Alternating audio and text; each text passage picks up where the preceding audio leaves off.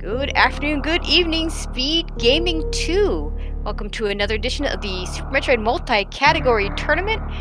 My name is Tracy M. I'll be taking you through this, and we are playing 100%. A little bit of wishy-washy decision-making going on in the SRL channel, as originally Galamoz vetoed Hundo and Becky vetoed low percent, and then they changed their mind, and now we're running 100%. So we'll get a lot more Super Metroid than we would have gotten.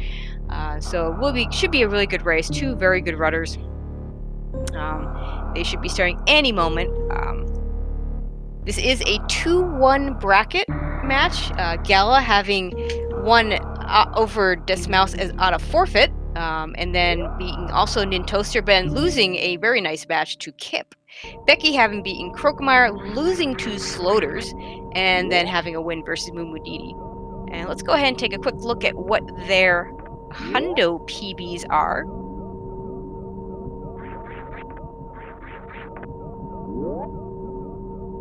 Gala with a 123.29.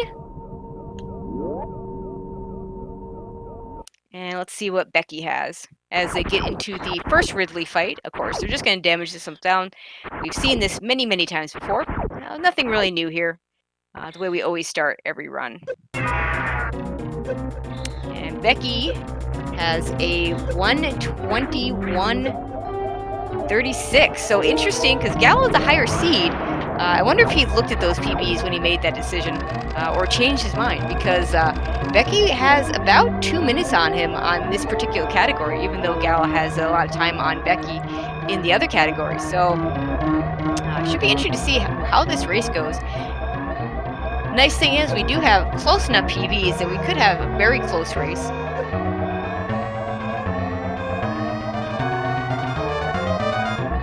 And of course, we're going to get out of series.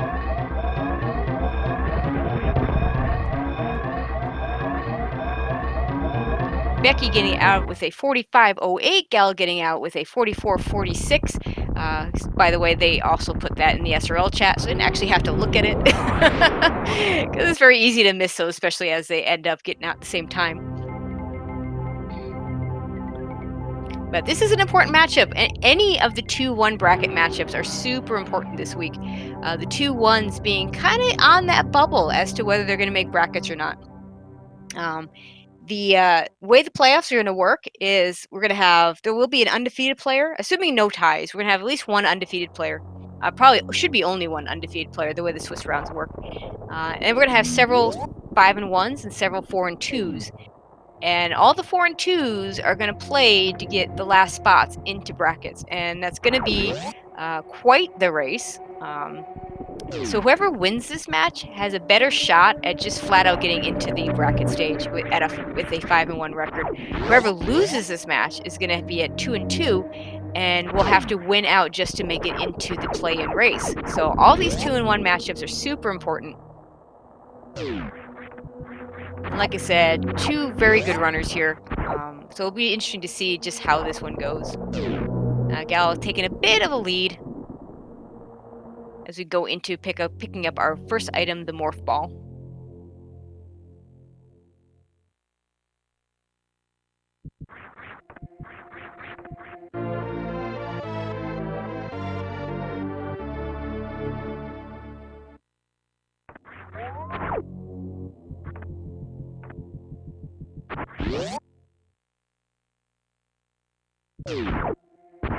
Alright, and of course we have to pick up these missiles, otherwise the planet will not activate.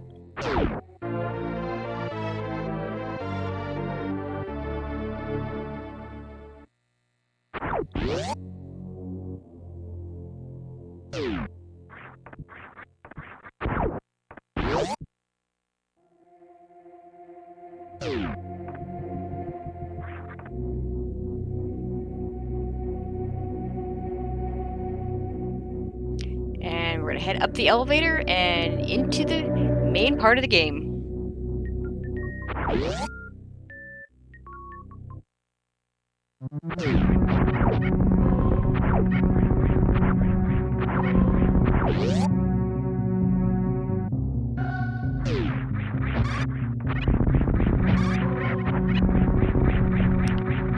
looks like we're getting wall jumps on both sides. As we're making our way up the climb, both doing a very good job of it. Wall jumps them optimally, as fast or faster than doing ledge grabs.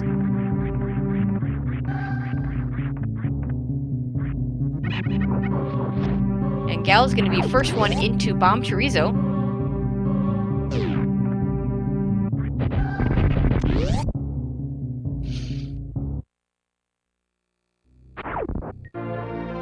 And we pick up our bomb, so that means we have to fight Bomb Chorizo.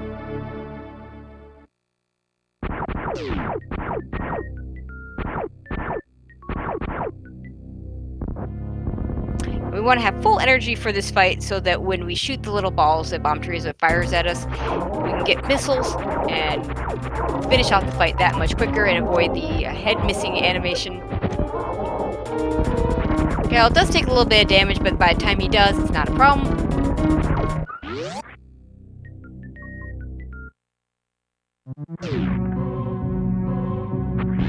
And we're going to make our way out with pretty good missile counts.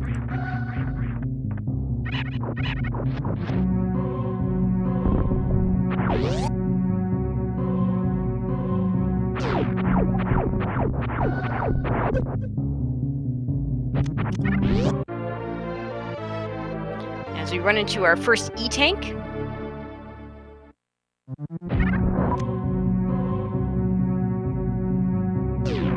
And in Hundo, we're just going to run right through the Space Pirates because there's not a lot of deviation you can do in terms of a boss order. You're going to have to do the bosses in the intended order.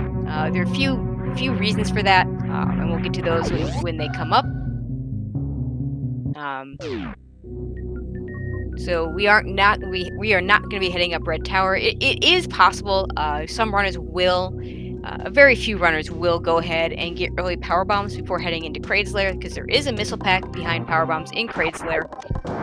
It's pretty time neutral whether to get it now or later, especially depending on how good you are doing an early Red Tower. Gal having to go to a backup in terms of that mock ball, but gets that just fine. We do need to pick up these super missiles because we don't have enough ammo to open the door up otherwise.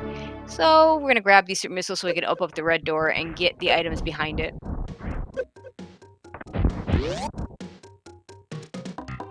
And here we're going to get the first reserve tank and 2 missile packs in the back.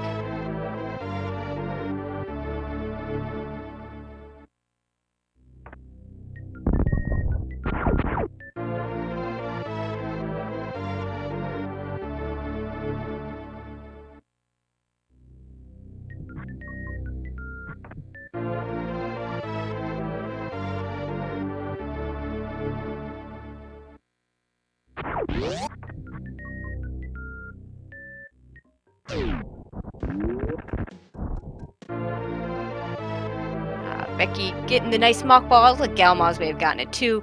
That saves a bit of time as you don't have to go all the way back around.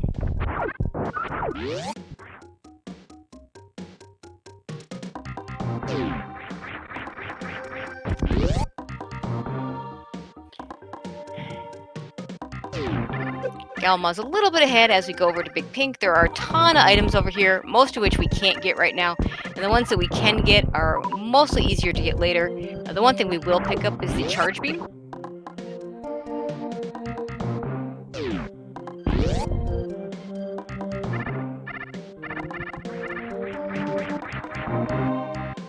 And you'll notice Galamoz skipping those charge missiles, Becky as well. It saves a little bit of time to pick them up later when we come back with power bombs.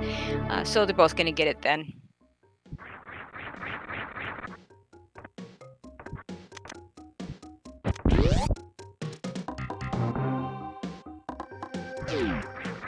And Galamoz leaving with 1 less super missile because he did misfire into the door when he picked up the Brinstar reserve tank. And hopefully, so he may at some point need to farm that back up. We'll see if that comes back to haunt him at all.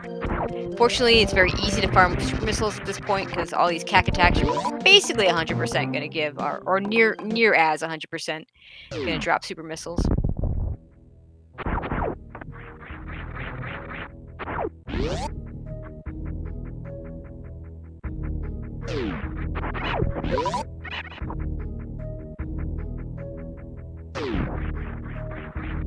course, we do have to pick up 100% of the items. That does include picking up this phaser beam. Some runners will pick it up and turn it off immediately. Most runners will pick it up and turn it off at some point later in preparation for doing X Factors later in the run. At this point, really no reason to turn it off right away because it is a stronger beam and is not going to mess up X Factors for quite a while.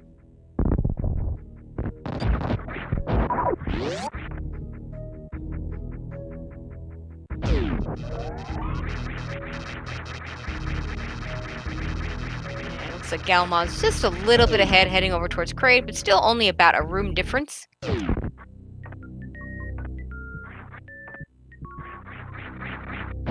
little bit of trouble entering into the Kraid's lair. Becky also, well, I wouldn't call what Becky did a little bit of trouble. I think she did exactly the way she wanted to do it. There's quite a few different ways to do that strat. A lot of people will just jump off that ledge the way Becky did, but it is really cool if you can do it from the top.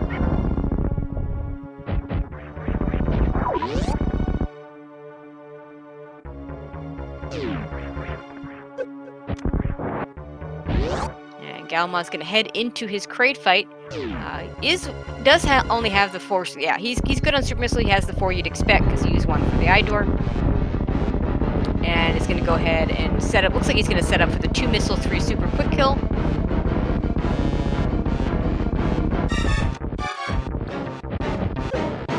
Oh, and he misses that last super missile. So Gray's going to stand up. Let's see if Becky can do any better. She's going for the charge shot version, and she does get the quick kill. So that's going to give Becky a lead here. Gala does make pretty quick work of the suit upgrade. He only had to fire 1 more super missile to finish him off. And we're going to pick up that all-important Varia suit.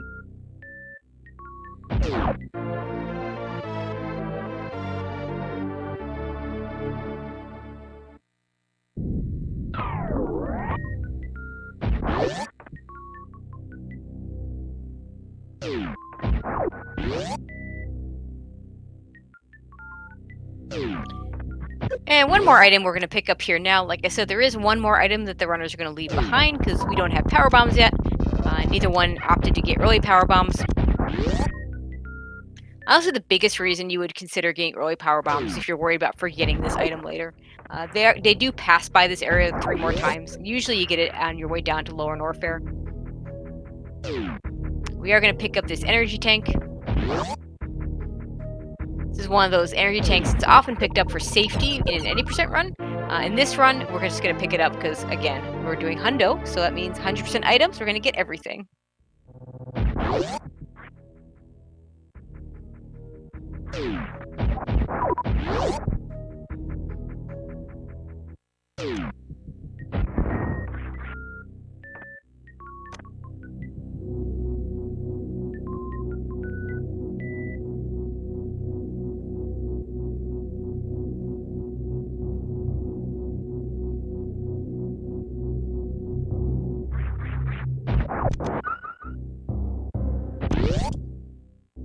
And of course, going to go ahead and get this energy tank and our high jump boots. Becky doing a nice job pre-opening the door to get out so she doesn't have to do it later.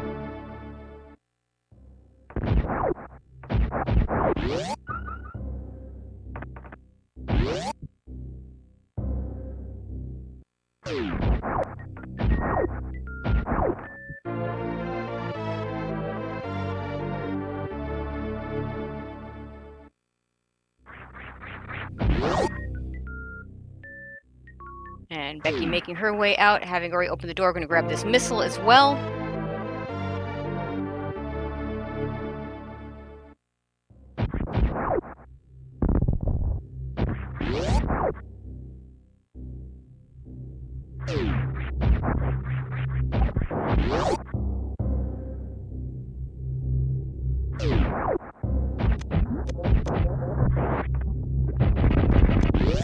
And Becky picking up one of those items that's easily missed in a 100% run. This cathedral missile is one of those item locations that can be very trolly if you're playing a randomizer. We do need to pick it up, and fortunately both runners do remember to pick it up.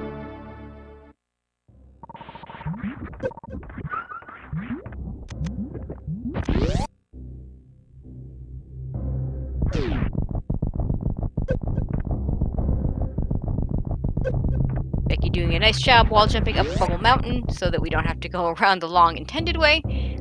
looks like. It was one of my favorite parts of the run. I like to see what different runners do here. Looks like Gal going for a similar wall jump strat there. And we're going to pick up that all-important speed booster so we can really go fast. And another pack of missiles right here. Another one of those missile packs that Becky's picking up right now that's very easily forgotten. So she's grabbed it. We don't have to worry about her. Let's make sure Gal grabs it. And he does.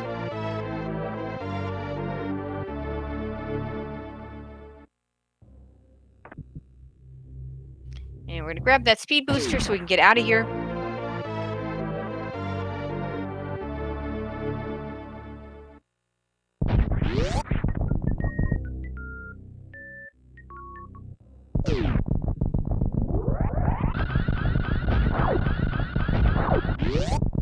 And next we're going to head over to the wave beam. This wave beam sequence break is the one I always consider the most important sequence break of this game. It's nice to be able to get the early supers and not have to fight Spore Spawn, but the game intends you to get Speed Booster. Take your Speed Booster over to get Ice Beam. Take that Ice Beam up Red Tower to get Power Bombs. Get those Power Bombs to go all the way down to Crocomire to get your Grapple Beam, and then finally come back here and use Grapple Beam to get across these spikes in order to pick up your Wave Beam. With a simple wall jump on the other side of those spikes, and a little bit of spike damage, we can avoid all that and pick up the wave beam now. And then, in a hundo race, we are going to head over to Crocomire next.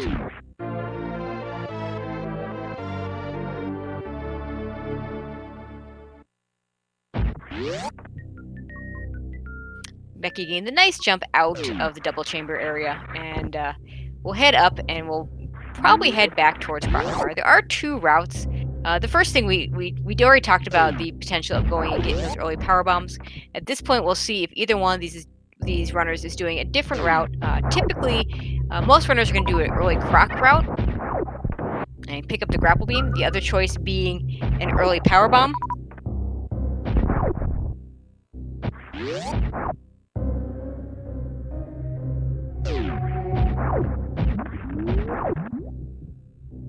And Becky and Gal both definitely heading over towards Crocomire to pick up that grapple beam. The main thing is you need one of, well, okay, technically you don't need either, but none of these runners is going to be doing a Crystal Flash Clip.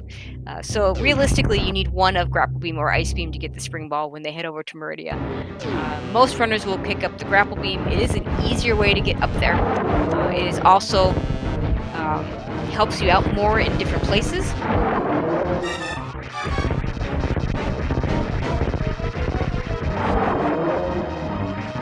And of course, Crocomire, we have to push him back with charge shots and ammo until he falls down.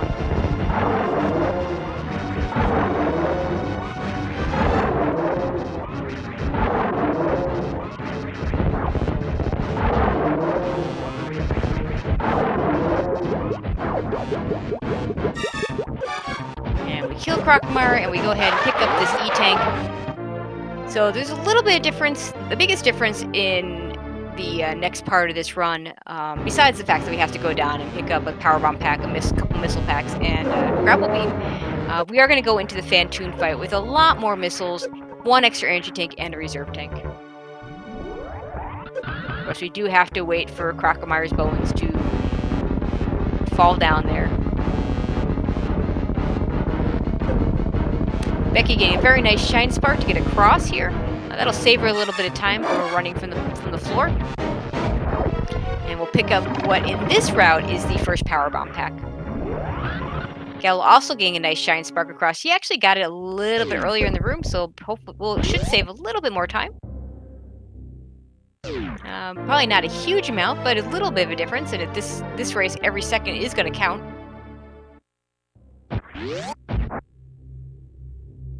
Next, we're going to have Becky going down.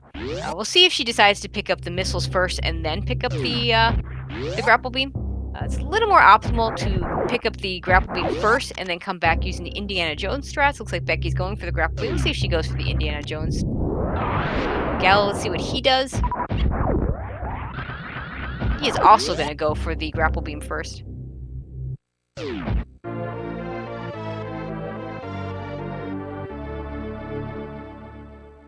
And Becky doing a beautiful job of grappling her way across those missiles. If you can do that, it's a little more optimal. Oh, Gal looks like he can save it.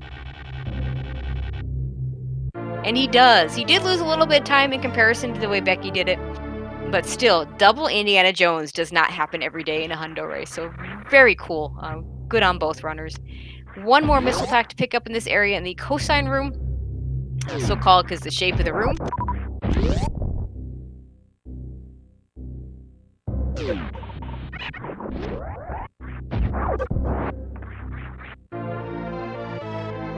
And Becky getting a nice shine spark out. Oh, and then she doesn't. She's a little bit too far over, so she's gonna have to fall back down and go ahead and wall jump her way up. That'll give Gal a chance to catch up a little bit. He didn't quite get the shine spark, so he'll just wall jump up.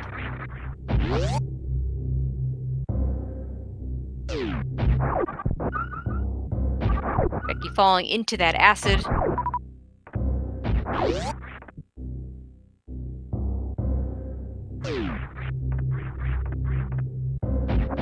And now we'll head over to the Croc Escape and pick up one more missile pack here.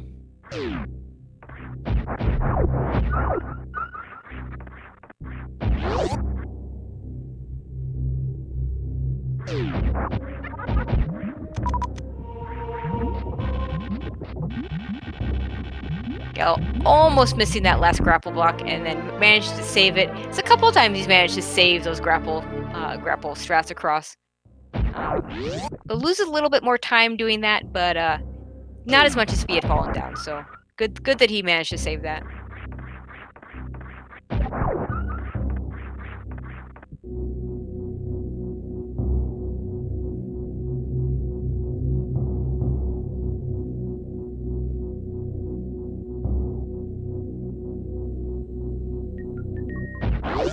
And Becky's setting up for that Alpha Sparks. Gets it very nicely. Energy a little bit low. Takes the time to turn off Spazer. So probably not going to use the spark across the moat. But the nice thing about Hundo is you can choose to do the Alpha Spark. And then instead of spending the energy going across the moat, you can choose to use Grapple Beam to get across. So we'll see what she decides to do when she gets to that spot. Going for a nice hero shot. Does get up Red Tower just fine. Very nicely done. You have to shoot that wave beam at just the precise moment to open that little area and then go back and get it by avoiding the rippers. Gal going for a ledge grab. Didn't quite get it, so he had to fall back down and go up again. Now Becky picking up the actual Alpha Power Bombs. Usually the first Power Bomb pack you pick up, Hundo being one of the exceptions. And of course, another easy to miss item, the missile behind them.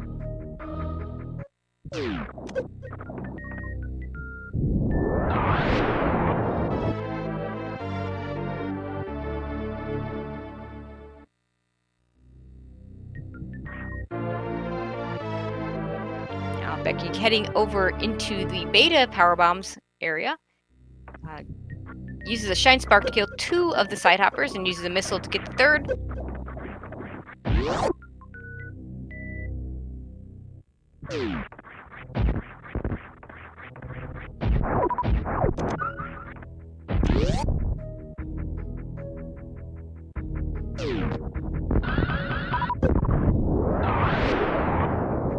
And Gal also picking up those beta power bombs.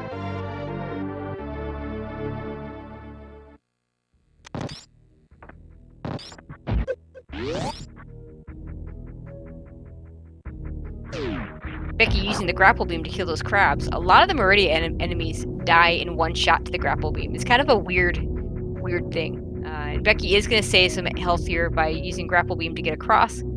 Does remember to pick up this missile.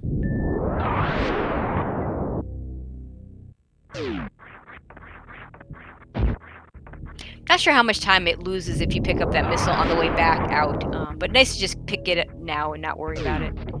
And Becky is going to shine spark across the ocean. She is going to have to watch her health though. At 42, this is still a dangerous fight. Not nearly as much so with the various suit than if she were doing new route. I don't know how much energy she has in reserves to back her up.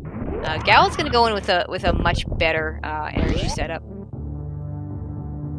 And of course, we do need to pick up one more pack of missiles. This room becomes very, very dangerous once the wreck ship is activated. But if we pick up these missiles before the before Phantoon is killed, then the ship won't be activated and those spikes don't do any damage, and we can pick those missiles up for free.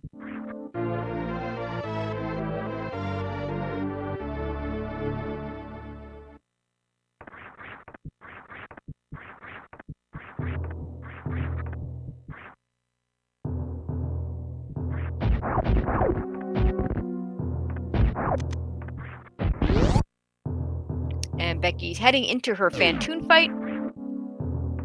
Looks like she's setting up to do some X Factors. We'll see if Gala does the same.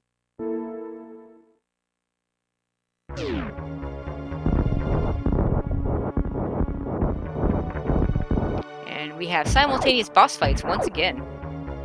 I suspect we're going to see a lot of that. Okay, that's something I've never seen before. Looks like she grappled onto Phantoon's eye and took some damage that way. And used up her reserve tank, so I'm not entirely sure what that was about. Gallo in the invisible phase of Phantoon. If you don't get a shot off when Phantoon first appears, you get into the invisible phase, and that also, like the regular part of Phantoon, has a slow, mid, and a fast version of itself. And with a cleaner Phantoon overall, Gala does take the lead.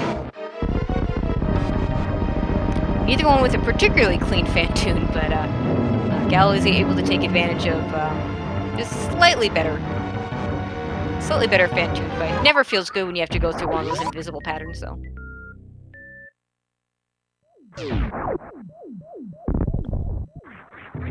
Becky finishing up her Phantoon fight. Her energy's still a bit of concern because the next part of this run is probably the last really dangerous part of the run. We are going to pick up super missile packs both on the right and the left here.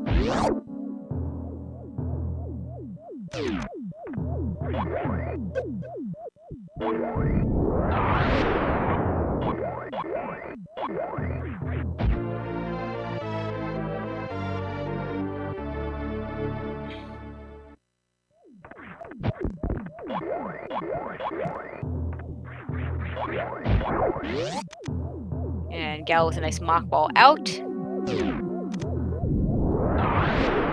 And gonna head over and pick up this other super pack on the left.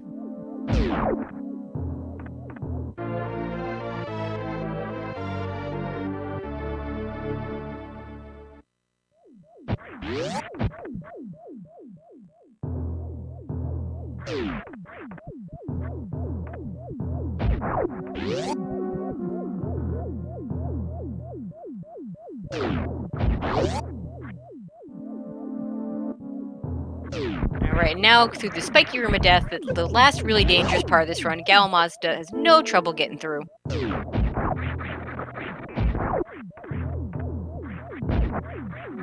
And it's going to pick up an E-Tank, so the return trip to the spiky room of death will be a lot safer because he'll have a lot more energy. And this is one of those rooms where having grapple beam instead of ice beam is going to help you. In order to get that last jump across, if you don't have grapple beam, you either have to do a very tricky jump from that platform, which is much easier to do if you take off high jump boost, but still not an easy jump, or do a bomb jump across. And with grapple beam, you don't have to worry about any of that.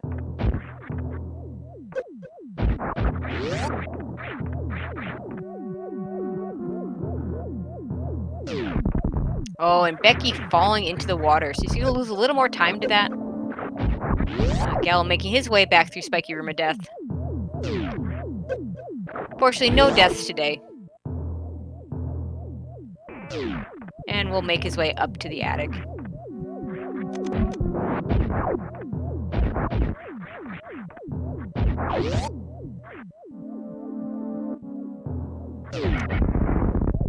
And in the attic, we're going to kill all these enemies. Nice little nice use of speed booster echoes from Galamoz for doing that. Very nice speed keep. Does open the door ahead of time, so when he comes back here, he does not have to kill the enemies again. And we go into what I like to call the most annoying room of the game.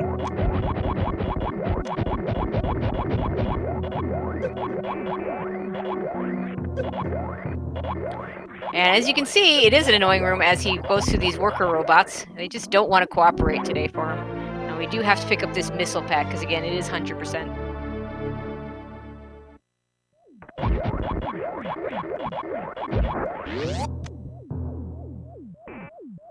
And Becky starts off her attic, and you do a shine spark to kill a lot of these enemies. Did miss one of the key hunters, so she's going to have to go back and get it in order to then open the door. I hope she did hit the door.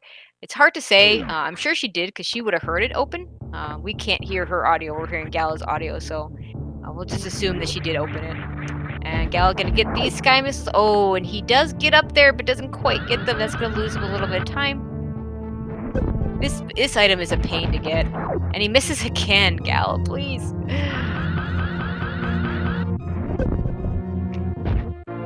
And gets it on the third try. This is, no joke, this is a very difficult item to have to get. Unless you have space jump, and we're not coming back here with space jump, so. Picks up another easy item to miss here is these missiles in the maze. So we're going to grab those. Got to be careful. Don't want to fall down. There are crumble blocks there if you want to leave without picking up your gravity suit, which no one wants to do. Becky going to gain some time since she gets the sky missiles on her first jump up.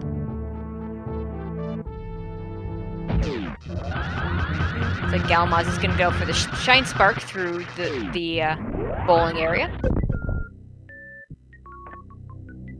Looks like he's in pretty good shape for health. You're going to want to have enough health to do a shine spark coming up pretty soon. This is a point in the run where you might have to refill at the ship. This health looks like he probably won't have to.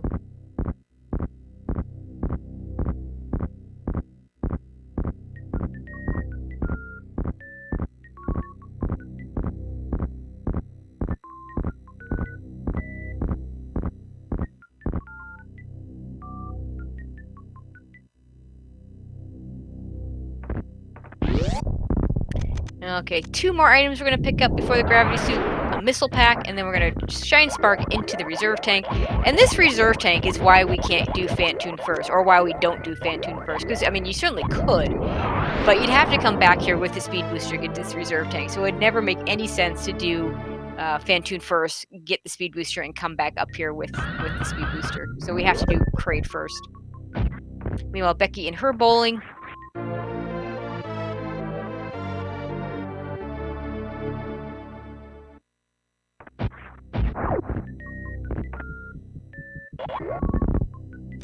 And Galamoz is going to pick up that all-important gravity suit.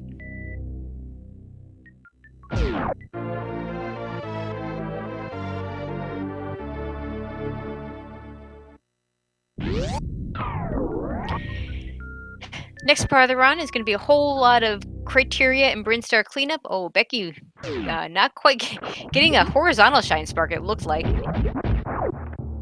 Notice that she has plenty of energy for the shine spark, but you'll notice that she did a little bit of extra wall jumping in order to save some energy, so that this will allow her to not have to refill at the ship, because we do have a very high energy intensive shine spark. I heard the number 280 HP thrown out yesterday as the amount of HP it takes. I don't know the exact number, but the person who put that out is someone I trust, so if it's not that number, it's probably pretty darn close.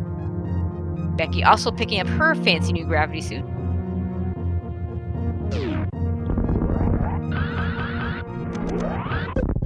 Galamoz not going to stop at the ship. It does miss on the first power bomb, laid a little bit too early.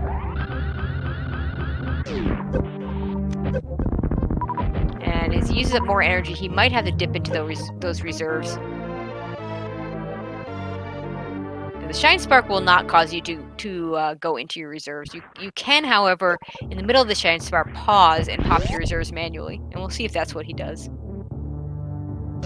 Next, he's going to go ahead and go for this wraparound shot. Gets it on the first try. Basically, the game stores a copy of all the rooms, and if you shoot in certain places, you can actually hit the door in the other room so that he can fly right through using the shine spark. He did pop his reserves. We'll see how far that actually gets him. Doesn't quite get him all the way, but does break all the blocks. So not going to lose too much time here. And of course, we're going to pick up this energy tank to fill us back up, and it won't be an issue. Becky's similarly low on energy, however, does not have any reserves, so we'll see what she chooses to do. She could do a refill now, or she could just let the Shine Sport just take her as far as it can.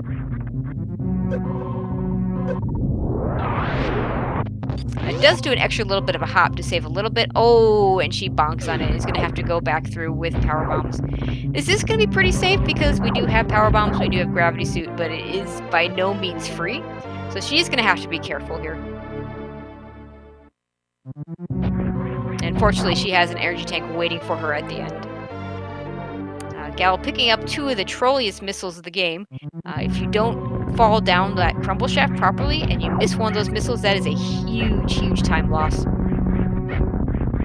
Fortunately for Gal, he does manage to get both, and hopefully Becky will do the same. And Becky out of danger, picking up that energy tank.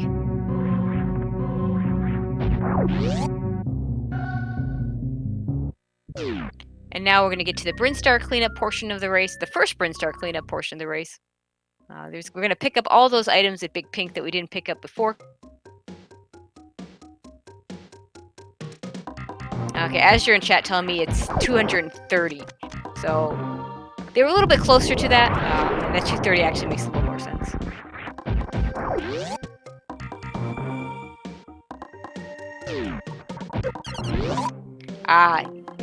Okay, Giggles, Mr. J Giggles saying that it's 280 if you combine both Shine Sparks, the one to get up to the criteria power bombs, and then the one to get to the reserve, the energy tank. So that makes a lot of sense. Galamoz picking up those super missiles, gonna grab this energy tank, the trolley energy tank that those of us that played this first time fell down.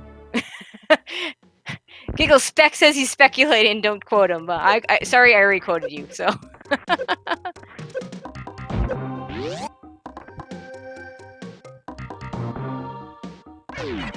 And we're gonna wall jump up here.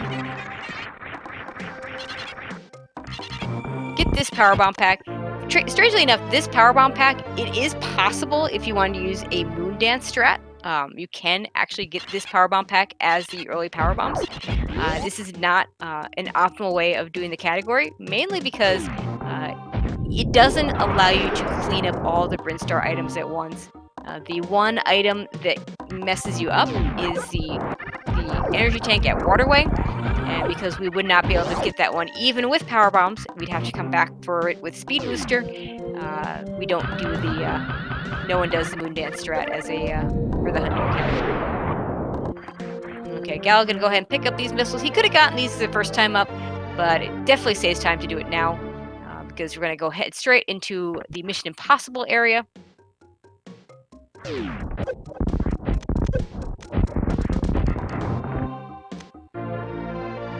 See if Gal can get this mission as possible. It looks like the chrome block's already back, so he's probably not going to be able to do that. The idea is you want to be able to jump down, get the power bomb, and jump back up before the power bomb respawns, but I'm not sure Gal was even really going for it there.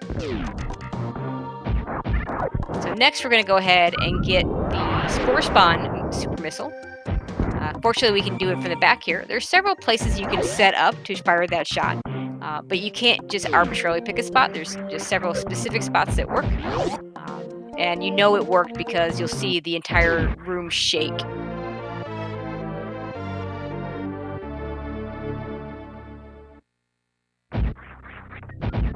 Yeah, and you're right, Giggles. Scotty does do the Moon Dance strat. He's probably the only person I've actually seen do the Moon Dance strat. And I'm actually pretty certain I commentated that race, because I'm pretty sure that was the gentleman's agreement Hundo race. Okay, Becky also not going to get the Mission Impossible. Gal, having gotten a super missile, will now get the Wave Gate energy tank.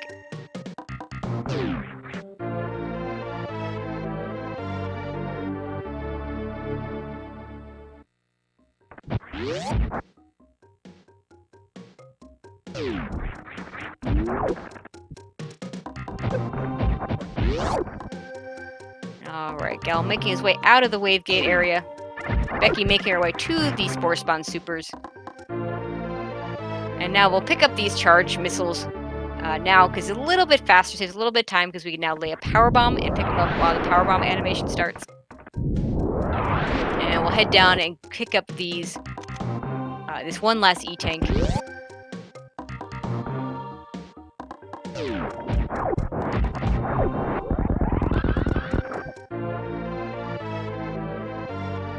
And now we're pretty much, we're at the rest of the run in terms of dying. Very, very safe. We have a ton of energy. We have a ton of ammo. Hundo being the category that's easiest to complete in terms of actually finishing, because you do get all these extra items and extra safeties. But one of the harder runs, because we do to run it optimally just is super, super difficult. There's so many rooms and so many strats.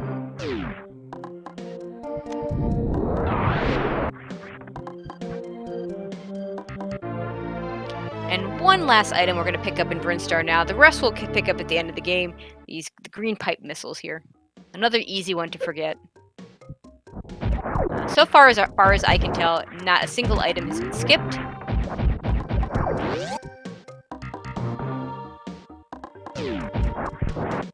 Becky heading towards her waterway E-tank. Galamoz going to head back towards Red Tower, head down so he can enter Meridia.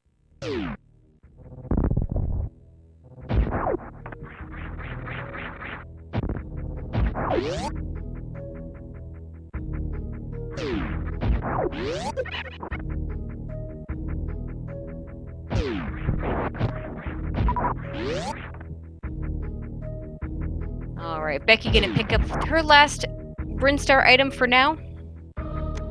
Galamoz gonna break the tube.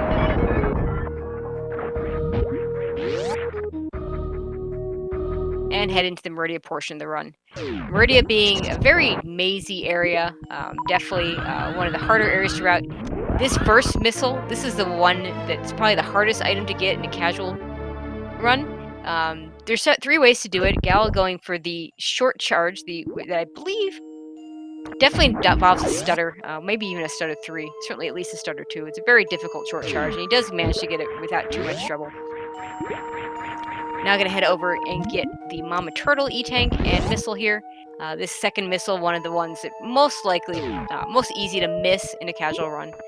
Probably not going to miss it in terms of actually getting it now. And he misses the Shine Spark, so he decides to pick up the missile first. We'll just see if he leaves the room, goes for a short charge, or decides to do a different strat to actually get the item. He's going to go for the grapple off the wall jump. We'll see if he tries for that again. This is going to give Becky a little bit of a chance to catch up a bit. He's going to have to grapple and land on it. There we go.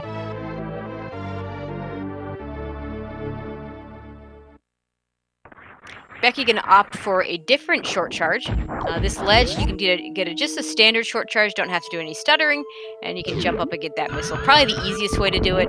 The hardest way to do it, in my opinion, is actually the way the game intends you to do it, which is to run through the red door to the right, run from the right to the left, and do a precise Shine Spark, and jump in that same spot that Gala did. And finally, we're going to get these crab missiles. I like this item because this is an example of this game. A lot of showing and not telling. This particular item, it teases you with the super missile pack as you go up the Main Street area. But then if you see that crab, we're not going to see it here. We saw it before. You can see it go through the hole. And so it tells the player that, hey, there's a tunnel here. You should check it out. Next, we head up to the Meridia Beach area and the watering hole area. 2 missiles and a super pack to be picked up here. There's that missile.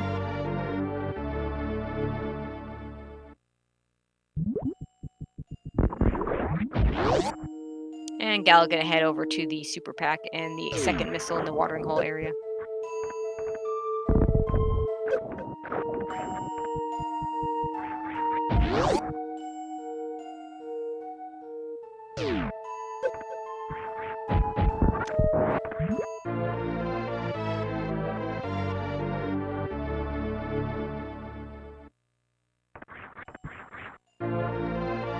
Alright, Becky heading out from her crab supers. Gonna make her way up to the beach watering hole area. Gal is gonna leave that area.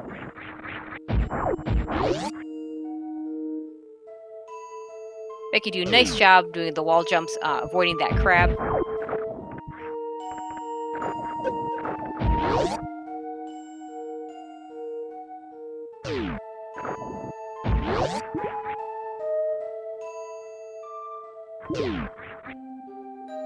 And Galamoz is going to head over to the aqueduct area. There are 2 items in the aqueduct area. Most runners will pick them up either on the... They're going to make 3 passes through this area. Most runners, I think, will pick them up during the second pass. Occasionally, you'll get a runner they'll pick it up during the first pass just because they don't want to worry about forgetting them. Looks like Gal is going to go for either the second or third pass because he decided not to pick him up right away. Does set his beam to just have wave and charge, so he's going to be using X Factor strats on Baoon here. Very nice opening, gets all 4 particles to land and hits 5 out of 6 supers. And Baoon is dead.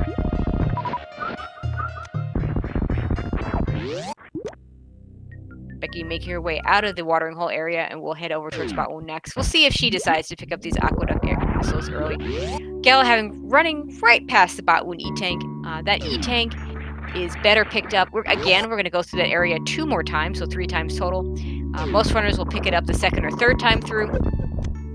Not sure if there's a huge difference between picking up the second or third, but it definitely is slower if you want to pick it up the first time through. So the only reason why you would pick it up there is if you were worried about your health at the moment, or if you're again worried about forgetting. Yeah, and Galamoz getting that full halfie. Very nice. Picks up the precious missile ahead of time. Another item that's very easy to forget, and Gal picking it up right away. Not sure if there's a time difference between picking it up before the Dragon fight or after, though.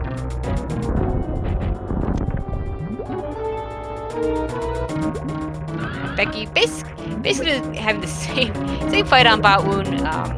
Has to fire 1 extra super into the second round.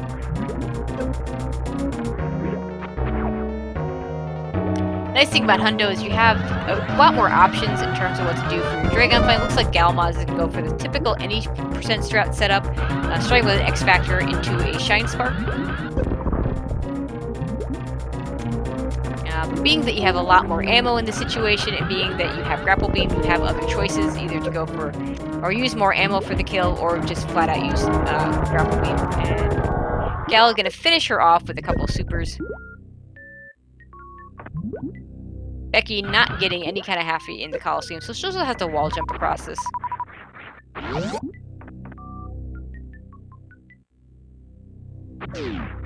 And Galamoz picking up my favorite item, the space jump.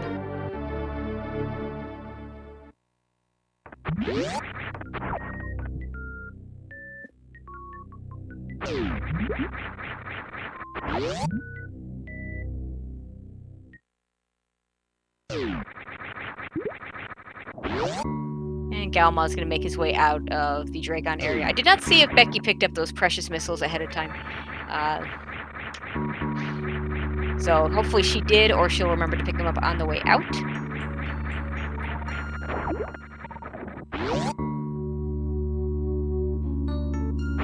Let's see what she decides to do. Looks like she's also going to set up for a traditional any percent, at least the opening, with the X Factors and the Shine Spark. The nice thing about using X Factors on Dragon, if you're going to also be using Shine Sparks, if your particles miss, oh, and Becky, very, very nice kill of Dragon. It picks up a blue suit into the bargain. But those X Factors, they're still going, and you can't shoot anything. But if you're going for a Shine Spark kill, it doesn't really matter if you can't shoot anything. And Becky will also pick up that space jump.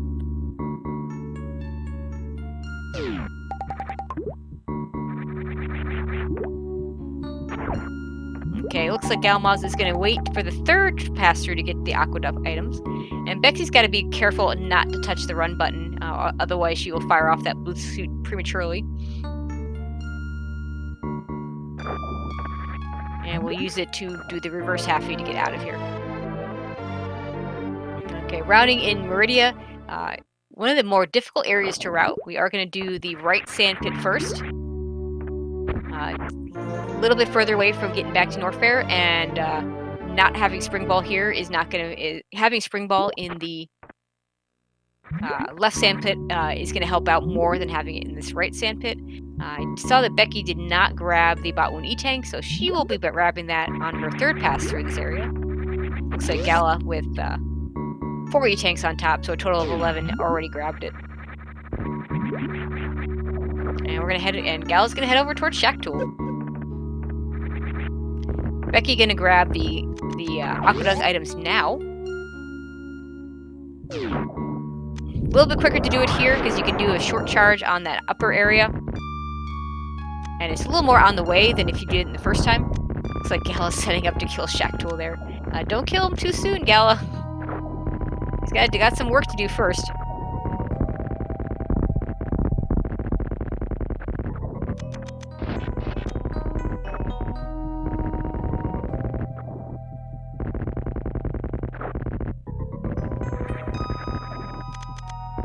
Becky gonna grab her right sandpit items.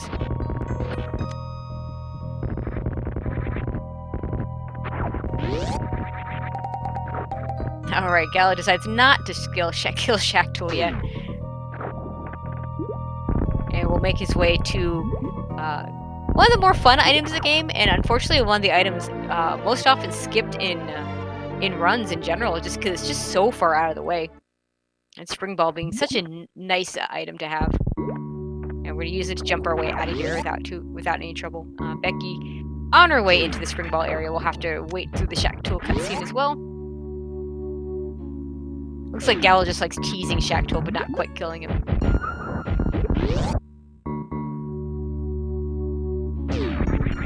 Next item we're going to get is the Plasma Beam.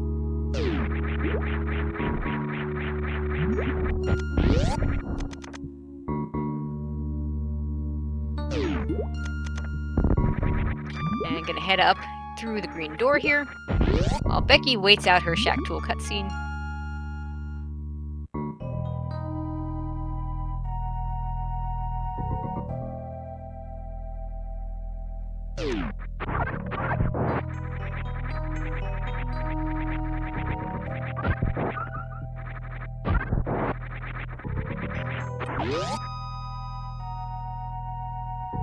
And this next room that Gal's about to go through is another instance of the game showing, not telling.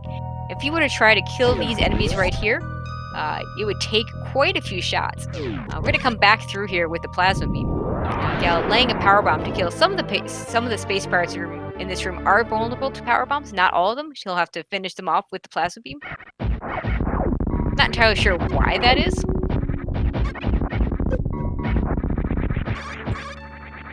But now if he fires a shot in this next room, we'll see if he does. It'll just kill all the enemies instantly. And kind of a nice little refill too.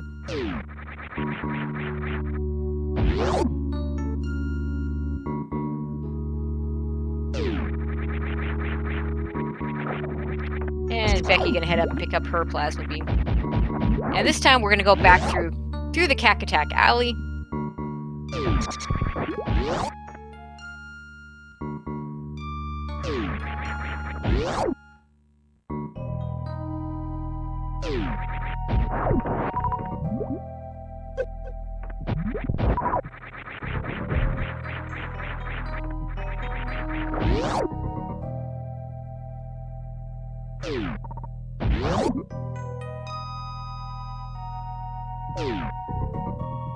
Alright, Gal's gonna go through this room one last time. Becky picks up her Plasma Beam, so Gal is gonna have to remember to pick up the Aqueduct items. Becky has already picked up the Aqueduct items. She will have to pick up the E-Tank. Oh, it looks like she missed a pirate somewhere, because that door will not turn flashing until you've killed them all. Gal does remember to grab those Aqueduct items.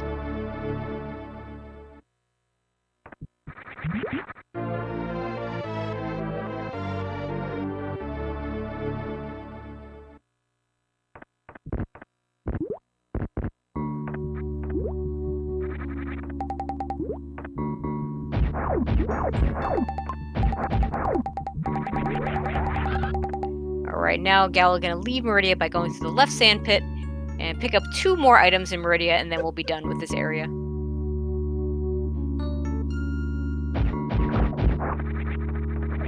Becky making her way through the Cack-Attack Alley. She's got to remember to pick up the energy tank. However, she already grabbed the Aqueduct item, so she has 1 item to clean up into the left sand pit. Gala had 2, and so far, again, as far as I can tell, neither runner has skipped anything.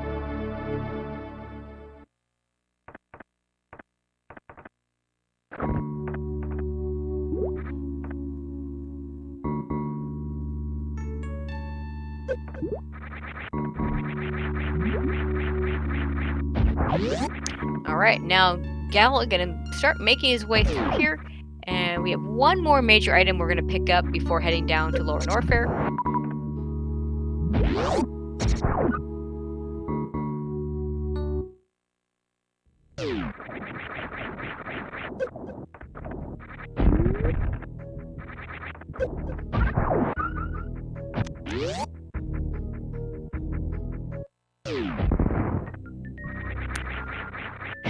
And Galamoz is going to go ahead and pick up the Crane missile first. This is the second time we're in this area with power bombs. You could theoretically pick it up on your way out of Norfair the first time. I don't think I've ever seen anyone do that. We pick it up now. It's a little better to pick it up now than to wait for the second time you leave Norfair. Probably just, again, another one of those things where you can forget it. If you forget it this pass around, you still have a shot at coming back for it. But if you forget it in the second pass, then that's it. You're done.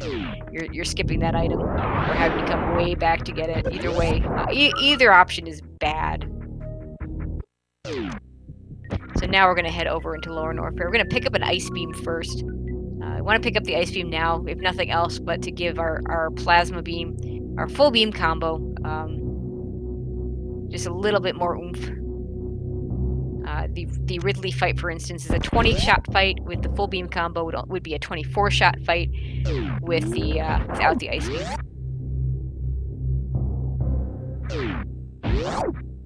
Nice speed booster echo space jump through that room. Gonna pick that up, and then we're gonna head most likely down the. Well, no, we definitely have to head down the south route because we do have one more missile to pick up on our way. Becky also going to pick up the Crane missile on the way down.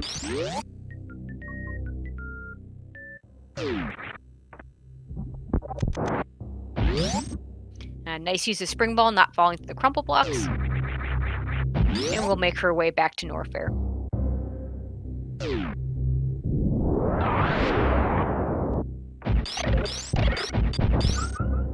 Another item easy to miss, this one right here in the crumble tower.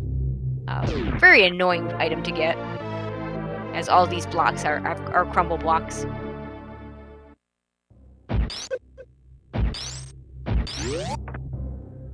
And we're gonna run right past Croc, who we already killed anyway.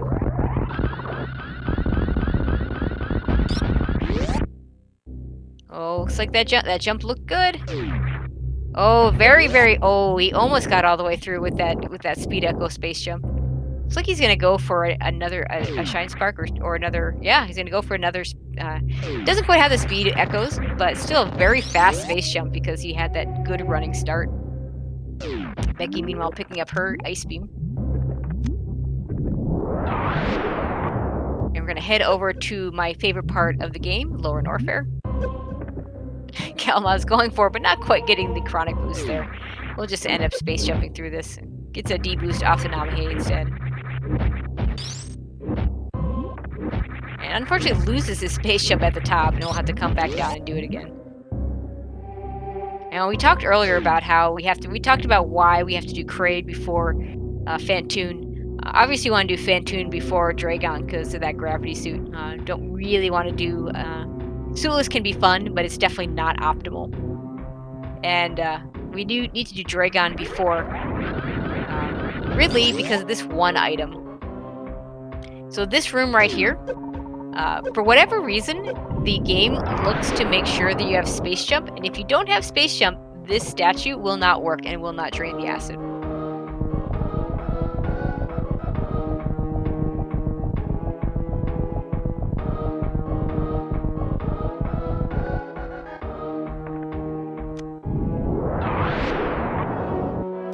Galamoz laying that power bomb just a bit too early. We'll make his way over here, and this is the next trolley item. Not hard to remember to get, but very hard to mess up. He just does it the safe way by just holding down the jump button with the spring ball on so he doesn't fall through those crumble blocks. If you do miss that missile, it's a huge time loss because you have to go all the way back around.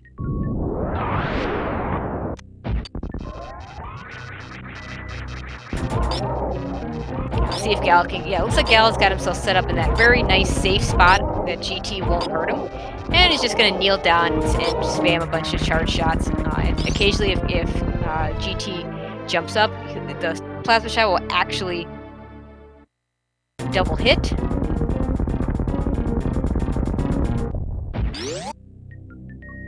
And Gal charging up a Shine Spark, gonna grab this Screw Attack and will Shine Spark his way up here. And of course, I talked about how I like Lower Norfair.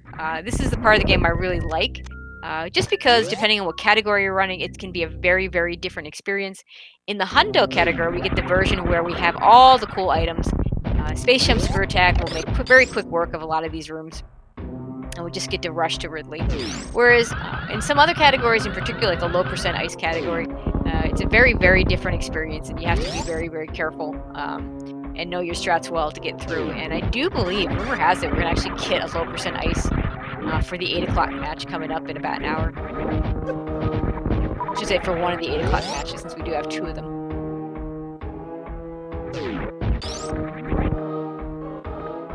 Another area that can be pretty tricky is always these crumble blocks that can get you. These mouse missiles that Gal's picking up. On his way out, he's got to make sure not to land on the crumble blocks. You won't, you don't want to screw attack those blocks away, and those are all crumble blocks below it. So you want to screw attack the blocks right next to the morph tunnel, or bomb them. You do not want to use power bombs, and then you need to be careful going out.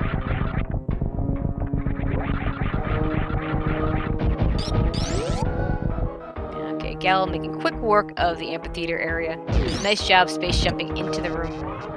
Becky going for fast pillars with just space jump screw attack. We'll head into her worst room in the game, and maybe I didn't say this before, but worst room in the game, really not the worst room in the game when you have space jump, screw attack, high jump, and all the nice luxury items.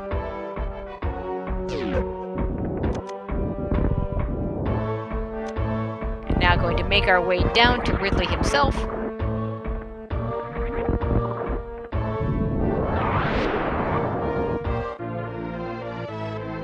Picking up these so-called power bombs is a shame, but not really a shame when you have to pick them up because it is Hundo.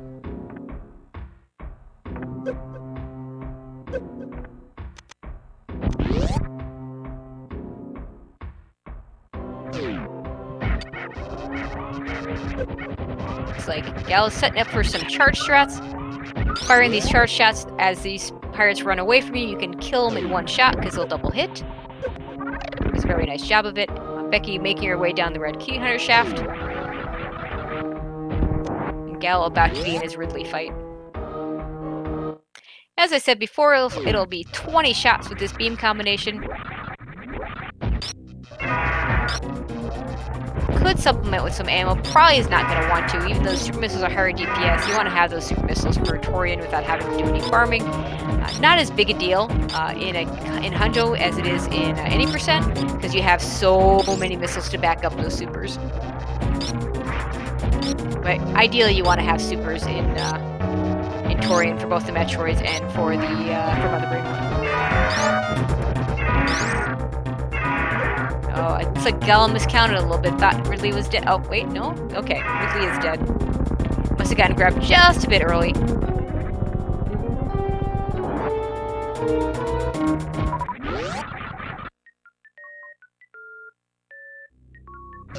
And we grab Ridley's E-Tank here.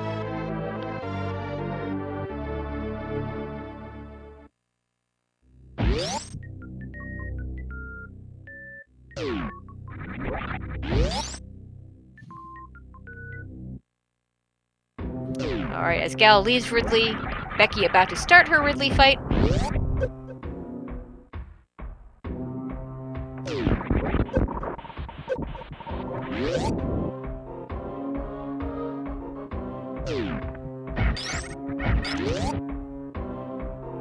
Doing a nice job following up these shots. Ridley turning red means she's just over halfway through the fight.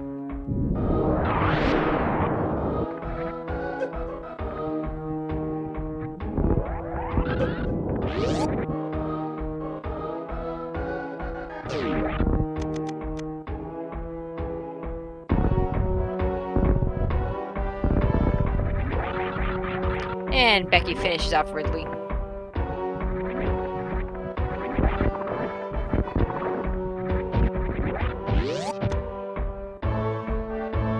And we'll pick up that Ridley E-Tank. One more E-Tank in the area that Gal's about to pick up in the Fire Flea room.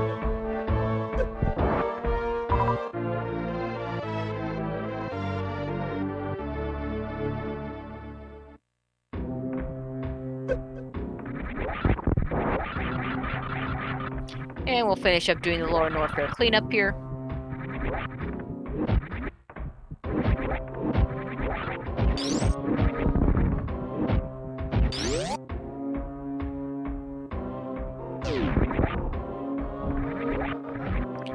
We're going to pick up these missiles here.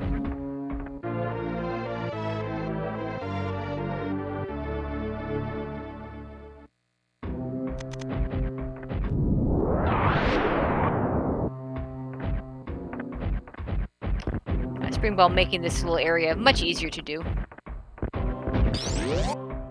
And we'll pick up our last power bomb pack in the area, the so-called power bombs in jail.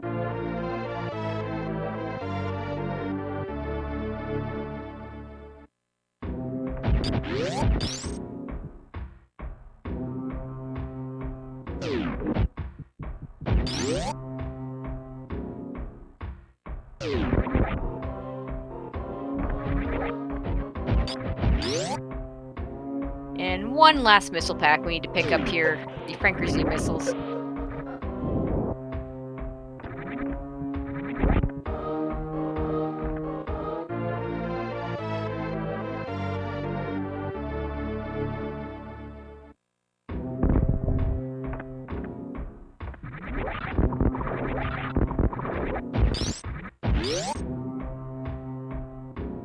And Gal is out of Lower Norfair.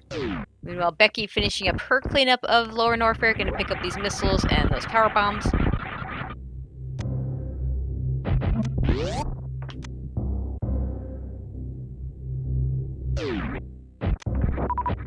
A few more items in Upper Norfair we need to pick up. So this reserve tank area, 2 missiles and a reserve tank.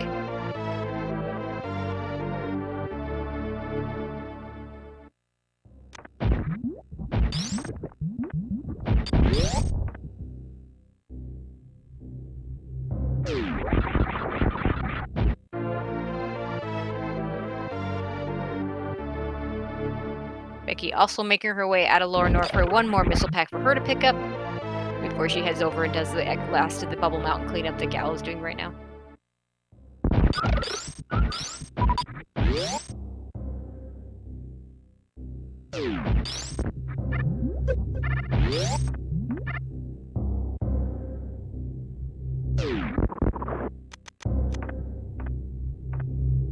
And one last Bubble Mountain. The last item we're going to pick up in Norfair.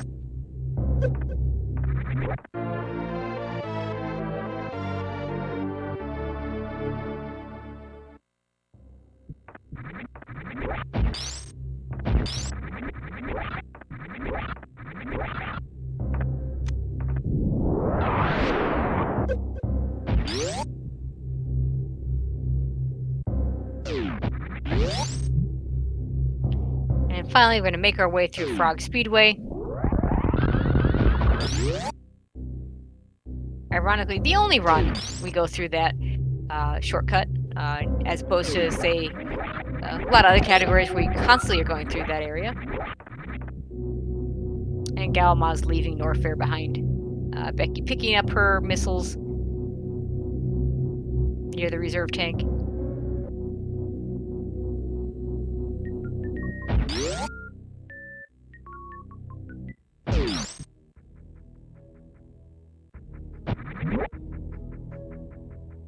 Gal getting a nice jump through the Meridia tube.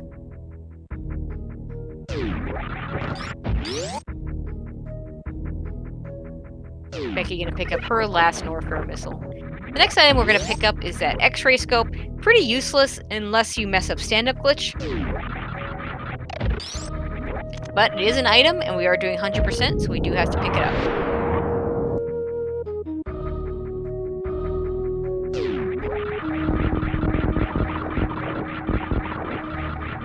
So to answer the question in chat, Gala does have reserves. He turned them off at one point. He doesn't have them on auto. And of course, we do this now, even though we could do this much earlier if we wanted to. But with Space Jump and Screw Attack, you would just fly through here. This room is a very, very dangerous room normally, but with Space Jump and Screw Attack, it's just easy. So, since we don't need X-ray scope for anything, we pick it up here, and we have the best items to get it with.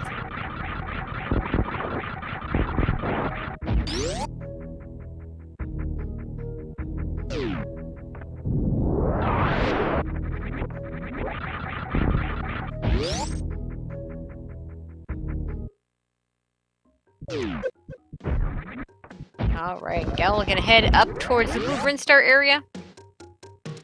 Last little bit of Brinstar cleanup.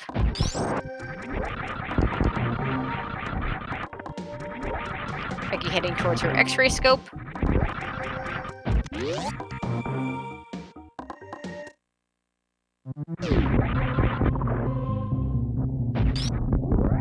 Oh, nice! Speedball.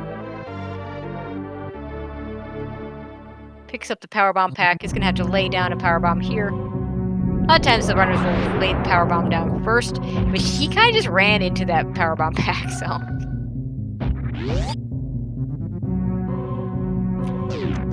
I'm gonna head into the rest of the retro area. We have an E-tank to pick up here and 3 missile packs. That E-tank that's sitting there in the ceiling, the one that trolls you at the very beginning of the game. For those of you that played the original game and checked to say, hey, I wonder if there's that same E-tank here, and then you just can't get it. Plus, of course, your shiny Zenny do some very difficult wall jumping there.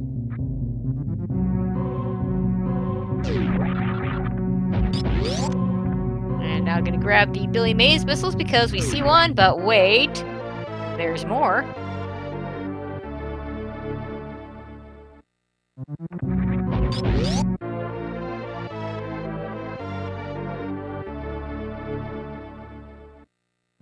And that's the... Oh, wait, we do have one more missile to pick up. Sometimes runners will pick this up before heading up to Billy Mays. I'm pretty certain Gal is picking it up on the way down. Yeah, one more missile pack to pick up in the Brinstar area. The so-called beta missiles. In a casual run, there's a good chance... I shouldn't even call it a run. If you're playing this game casually, you're probably picking that up, that missile pack up second, instead of picking it up third to last.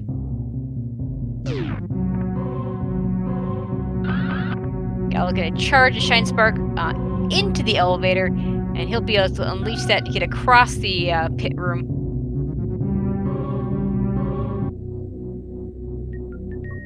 Becky making her way up to Billy Mays. Is a little bit faster. You'll see neither one of them Shine Sparked up. They both space jumped and Screw Attacked up. A little faster there. Gal grabbing the missiles beneath Mother Brain.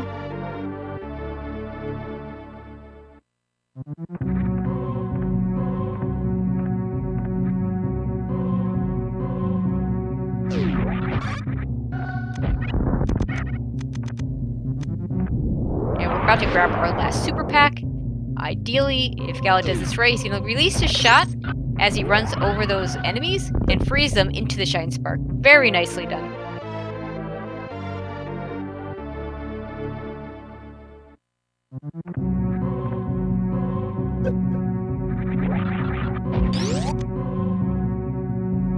And one more item to pick up.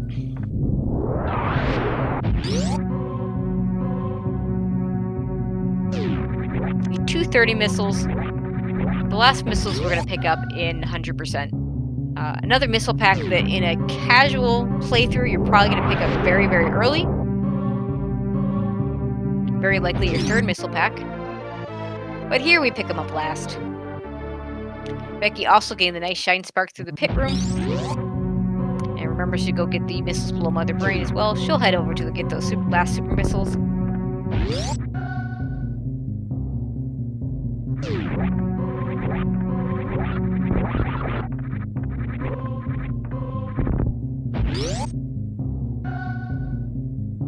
Yeah, to answer the question in chat about the Retro Brin E-Tank, you actually have to get to the pirate room and kill the pirates in order to activate the planet in a way that you can actually do a deboost to get that E-Tank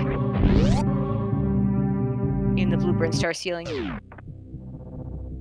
And Galamoz is going to make his way to the G4 area. We'll be able to contemplate his run as he waits for these statues to turn gray. Becky now with 99 items, unless she skips something somewhere, but as far as I can tell, neither runner has skipped anything. We'll pick up her 230 missiles.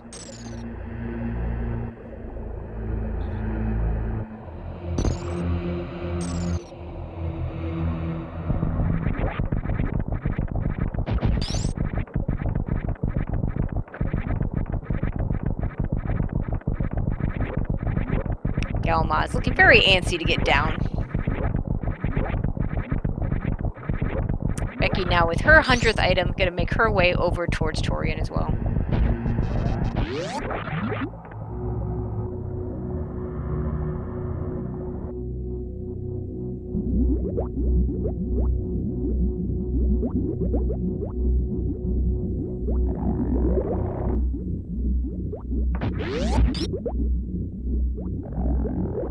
Alright, Gala into Metroid's room 1.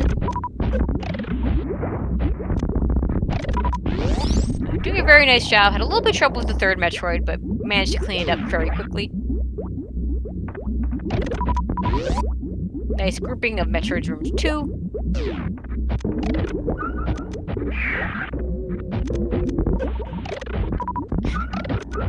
A little more trouble in 3, but does manage to clean it up anyway. Becky, meanwhile, firing off all her regular missiles as she awaits the G4 cutscene.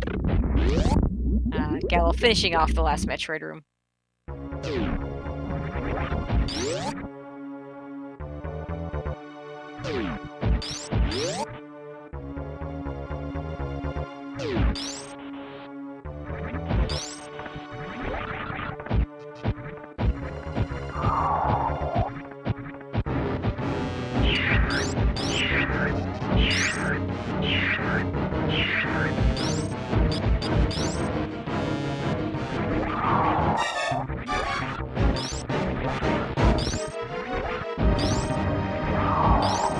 Gala going for the baby skip, one more jump, and he gets through it.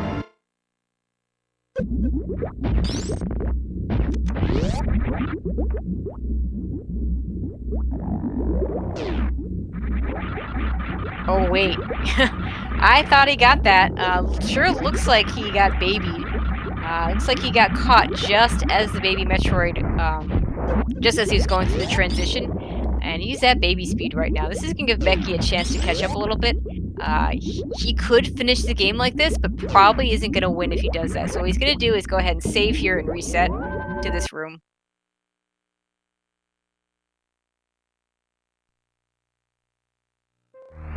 He's still going to have the lead coming out of this save.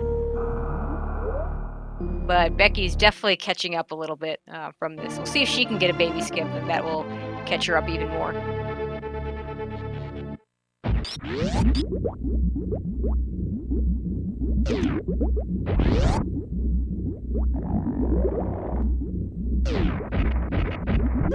Okay, Gal, super missing the first one. We'll see if he goes for this new spring balls. Looks like he's going for the spring ball zap skip, a relatively new strat. Mostly useful in Hundo and GT Classic. And it's nice because for a little bit of a trade-off of losing some ammo, you don't have to turn off screw tabs, so you don't have to worry about that one extra menu. Galamoz making very, very quick work of Mother Brain 1. We'll head into the Mother Brain 2 fight. 20 shots here. Looks like he's already starting to damage himself down to set up for stand-up glitch.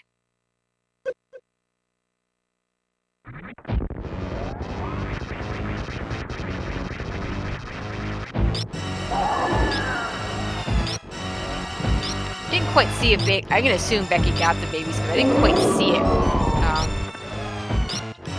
Oh no, she's got no energy, so she definitely didn't get it. She's got, let's see what she's got. Oh, she's only got 28 reserves. Becky, this is not safe. Probably gonna go for the Crystal Flash strat, but wow, 13 energy going into even the MB1 fight. This is scary. Okay, she can't take any damage here. And she's gonna have to Crystal Flash at the right moment. Meanwhile, Gala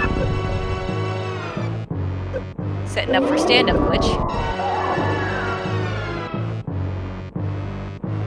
Okay, Becky going for that crystal flash. Looks like she got it off, and she has it just fine. And had just enough supers to do it.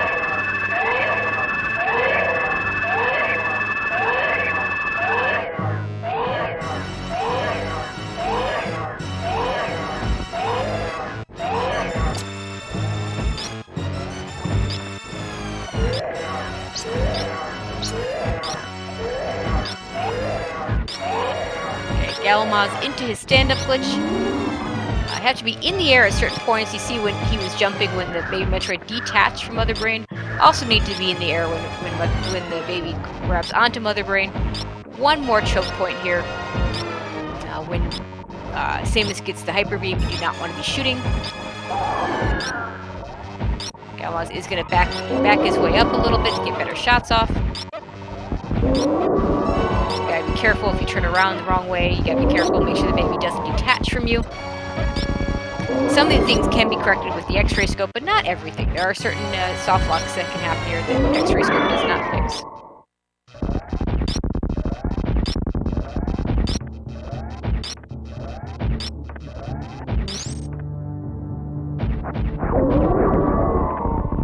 Looks like 3 shots finished her off, I should say. And Galamoz just has the escape to go, while Becky starts her stand-up glitch.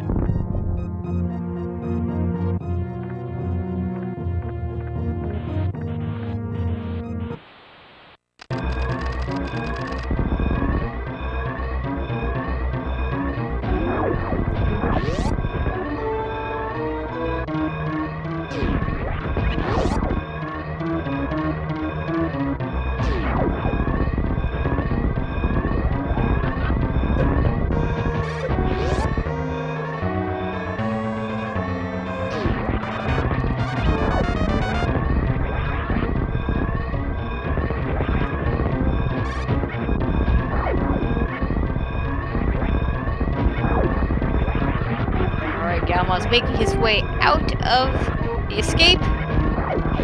See if he can get this nice shine spark here.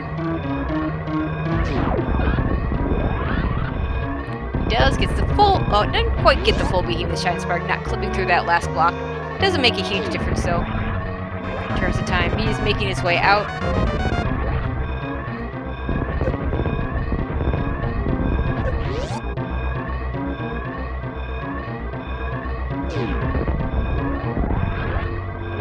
And Galamoz finishes it up with an official SRL time of 1:22:19. GG's to Galamoz.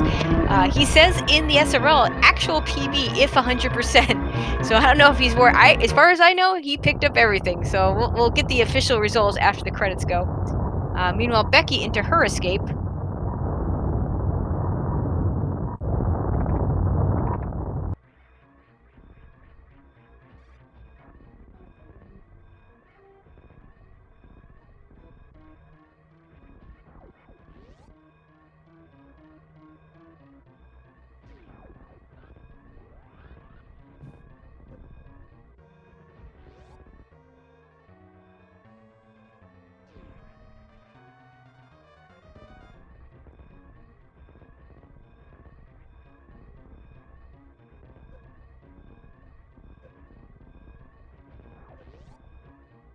And Becky gonna finish up with an official SRL time of 1:23:24. GG to WhiteMageBecky. Her comment is, how many round Fantoon was that?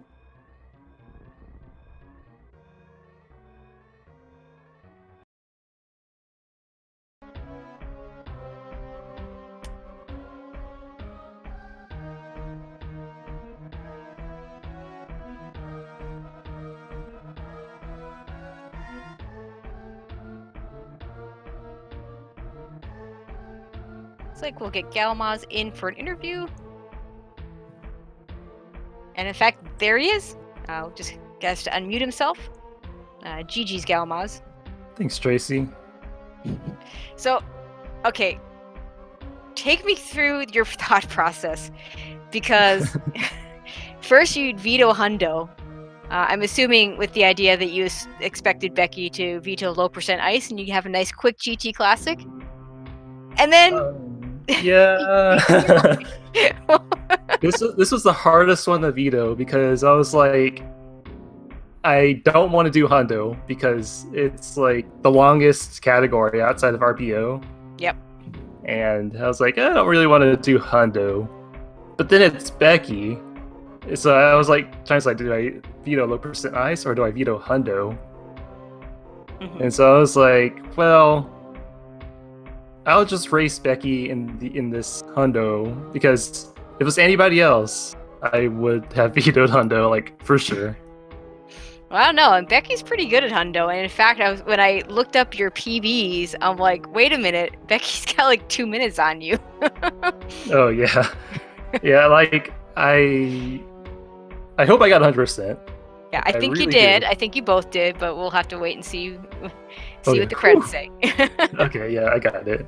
But spoilers. Yeah, I watched I watched a 100% run before doing the race because I was like, I don't know where all the items are at anymore. Oh God. So I was like, I was really trying to think about all the items that I could be missing. So like, my movement wasn't really the best, so I was just too preoccupied with thinking about the item locations. But yeah, I'm really glad that I actually won this race.